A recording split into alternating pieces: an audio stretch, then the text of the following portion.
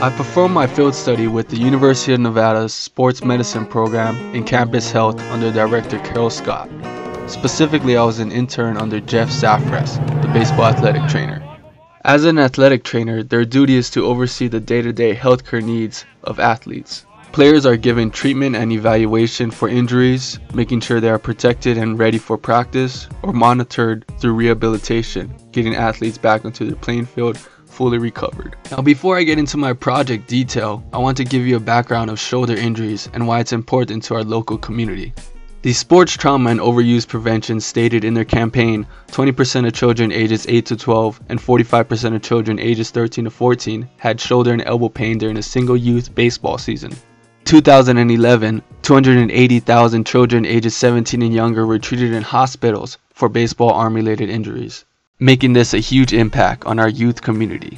This could be due for a number of reasons. Poor throwing mechanics or improper pitching technique, the player may be overused, pitching too much in one game or not taking the proper amount of rest days, playing year-round baseball season, and what I'll be focusing on my field study is shoulder weakness. In pitching mechanics, for Roy Oswalt, a professional right-handed pitcher, the chain of kinetic energy starts as soon as he lifts his left leg and faces third base. With the foot landing, the energy transfers into the rotation of the core and unleashes in the arm whipping from external to internal rotation of the shoulder, along with the follow-through. Now, if an athlete has a shoulder injury, the potential energy and power from stages wind up to late cocking can be lost, making their lower body useless, forcing the elbow to overcompensate all the stress to reach the velocity that they are used to, often causing injury. When athletes throw at high speeds repeatedly, it puts stress on the rotator cuff. The rotator cuff is made up of 4 muscles that come together to form a covering or cuff of tissue around the head of the humerus bone. So for my field study, I used the Thrower's 10 program, which is a program designed to strengthen major muscles necessary for throwing, including the rotator cuff. It can also be modified for those going through rehab or for those trying to increase velocity.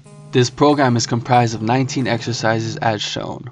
So I took this Thrower's 10 program and made the entire University of Nevada baseball team run through it 4 times a week. My overall goal was to reduce the number of athletes with shoulder pain, along with getting players in rehab back in the lineup.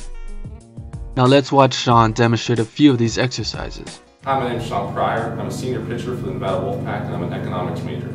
For these exercises, we're going to need a double headband and hook it onto something stable. External and internal rotation is for the rotator cuff. Start with the elbow at 90 degrees and rotate it outwards from the body. These are going to keep the bone tight in the socket joint. Keeping the elbow next to the rib cage is very important. With internal rotation, we let the forearm fall out naturally. Then rotate it in, pulling the arm across of the body.